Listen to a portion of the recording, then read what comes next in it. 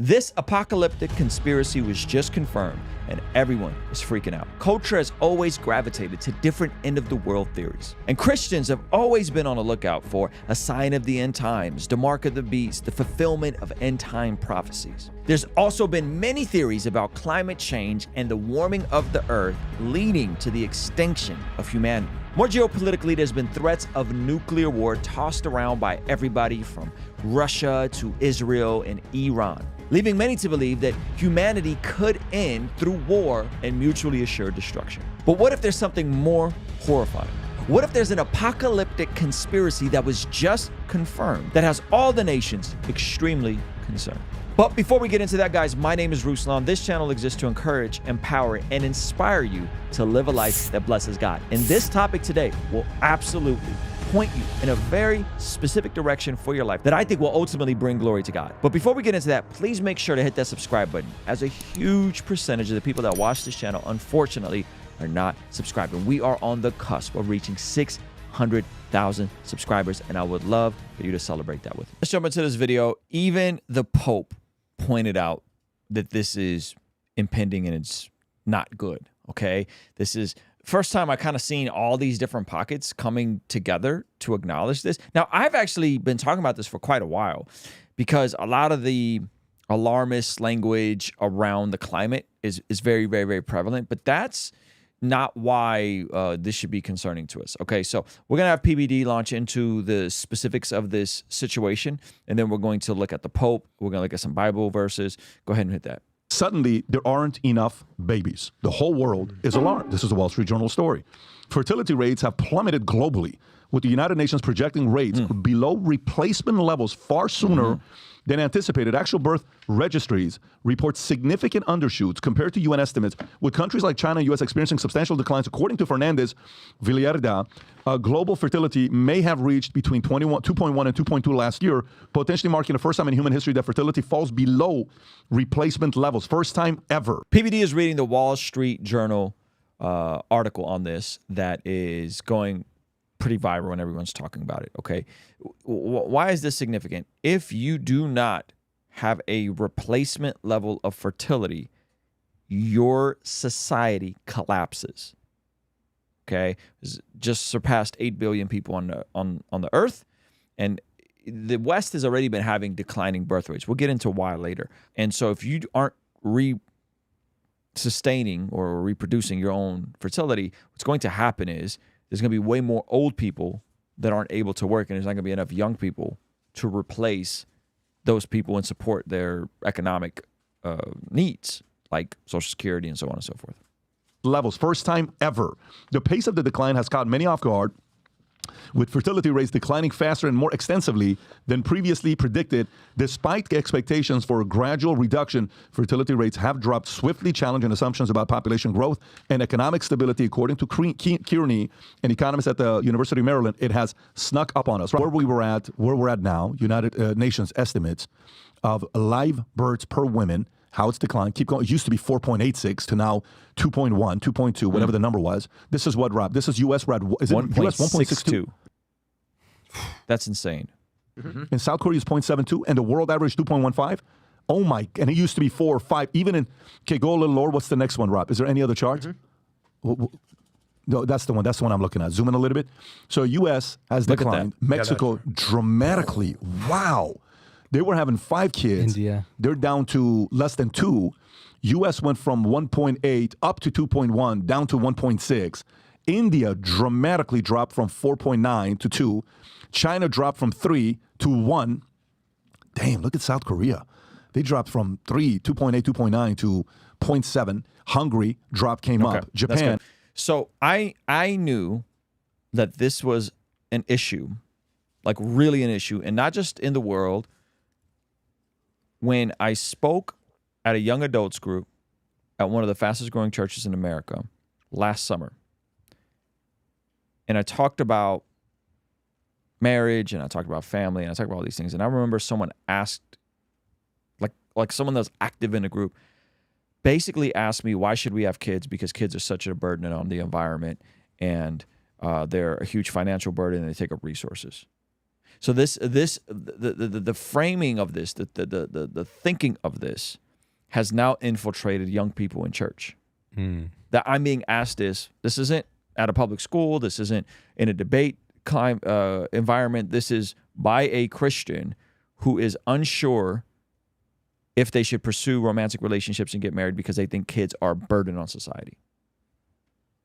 That's how indoctrinated we've been on this overpopulation nonsense. And it's actually underpopulation that's really bad. Okay, let's move on. So Elon Musk had some stuff to say about this. We're going to get to the Pope in a second, but listen to what Elon had to say. It seems to be that prosperity destroys the birth rate. So if when a civilization feels like it has no meaningful external threat and is very prosperous, that is what causes the birth rate to plummet. Yep. Somewhat counterintuitively, you think, well, if you've got more resources, surely that would lead to more kids. In fact, it is the opposite.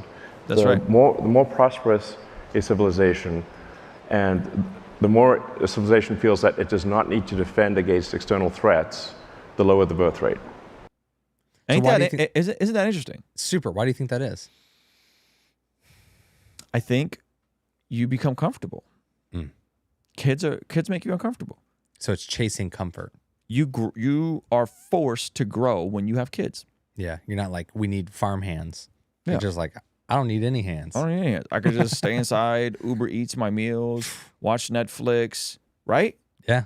And then say it's the economy on why I can't have kids and why I can't get married and why I can't start a life. When really, you just don't have any need to when everything is provided for you. Yeah. Right? And I don't mean provided for you in the sense of like your meaning. You don't really have any meaning, but because of the practical side of how comfortable our society has gotten, we don't want to self-sacrifice.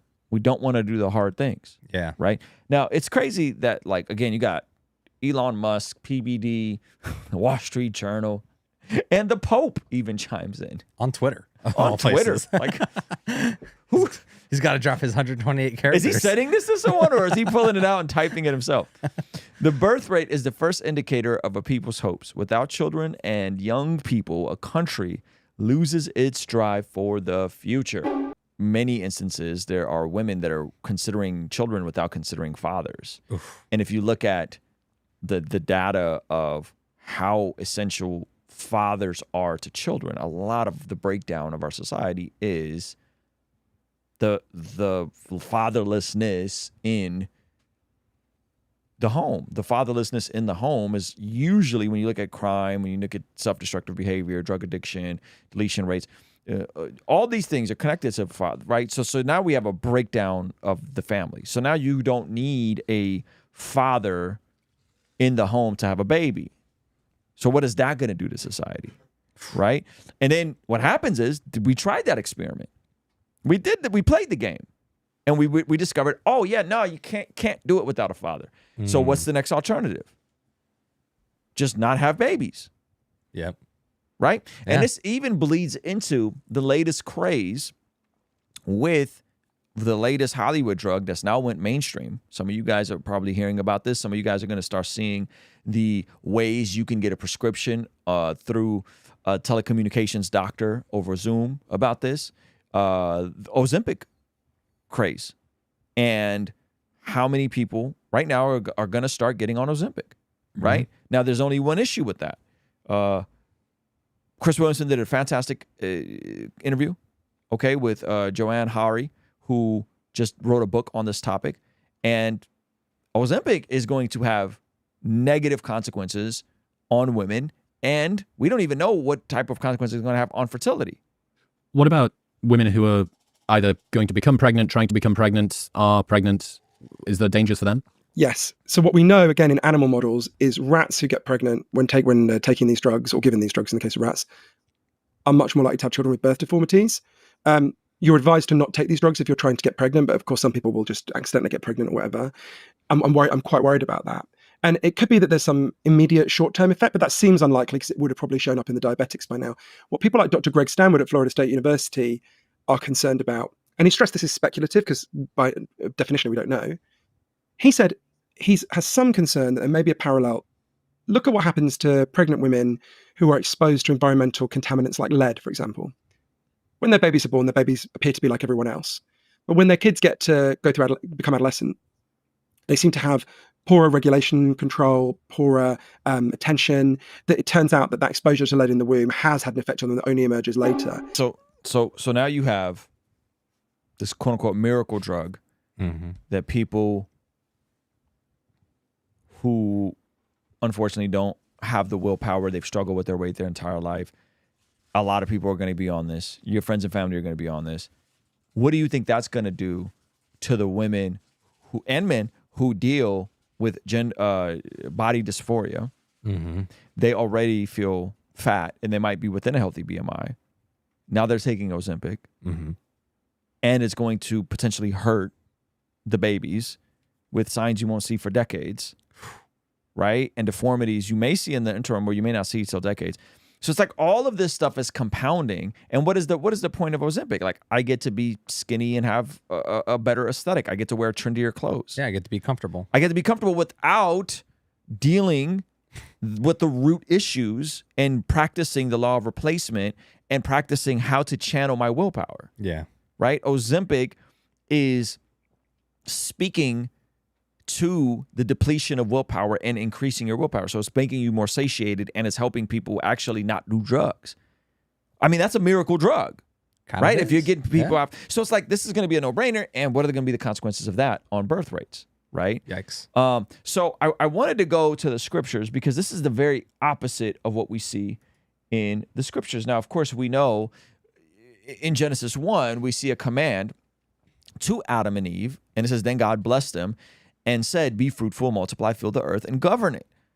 Reign over the fish in the sea, the birds in the sky, and all the animals that scurry along the ground. Now, it's important to note that not only did God tell them to be fruitful and multiply, that God gave them dominion. God gave them dominion over the earth. God gave them dominion over the fish in the sea, and that dominion is not bad. Humans on earth aren't bad. That's a lot of the paradigm you're going to see in the world. Interestingly enough, after the world gets destroyed, and the flood happens, God reiterates the same command to Noah. Then God blessed Noah and his sons and told him, be fruitful, multiply, fill the earth, right? All of the animals of the earth, all the birds of the sky, all the small animals that scurry along the ground, and all the fish in the sea will look to you with fear and trembling. I have placed them in your power. So this whole notion that like humans are bad and they're destroying the earth, like it is anti-God. It is the opposite of what we see laid out in a Christian worldview. Now, in Psalms 127, this is the language the scriptures use about children. Children are a gift from the Lord. They are a reward from him. Children born to a young man, interesting language, to a young man. Society's going to tell you wait until you're 35 to have kids. Here it says children born to a young man are like arrows in a warrior's hands.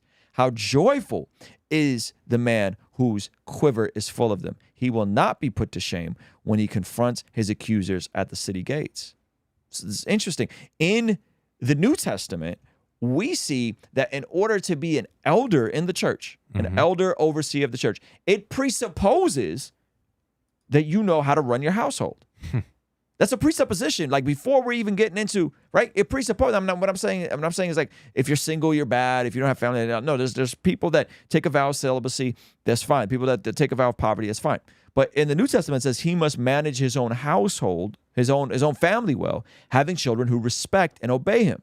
For if a man cannot manage his own household, how can he take care of God's church? That's a prerequisite. If you're an elder, if you're an overseer, you got to learn to manage your own family well, having children who respect you. Just having children, you got to be someone that has children. So it's interesting that we see in Genesis, God saying, be fruitful, multiply, have dominion over earth. It's interesting we see that children are a blessing in Psalm, and it's interesting to see that the role of an elder overseer of a church presupposes that not only do they have kids, but that their kids respect them and they manage their household well, right? And what you're going to hear is the very opposite from secular society, except now society is catching up and going, yeah, maybe all this like climate overpopulation nonsense we've been pushing, maybe that's really not what's going to take us out. Maybe what's really going to take us out is when our societies start to collapse because there's not enough young people to support the old people. That's when we're going to have issues. That's when things are going to fall apart. And that is happening right now. And guess what that does? That makes it harder for people to get married and have kids because it creates more and more wealth inequality. It creates more and more infrastructure issues. It creates more and more of these things. And so I'm hopeful that the people that are going to continue having kids are going to be people that take their faith seriously. The people that are going to continue being fruitful are the people that are going to be followers of Jesus. And what does that look like 100 years from now? What does that look like 50 years from now? And if you're having trouble with this, if you're anxious about some of this stuff, if you're trying to figure out your purpose, your calling, your passion, we put together a whole playlist for you that you could check out right here. All right? I'll see you over there. Peace.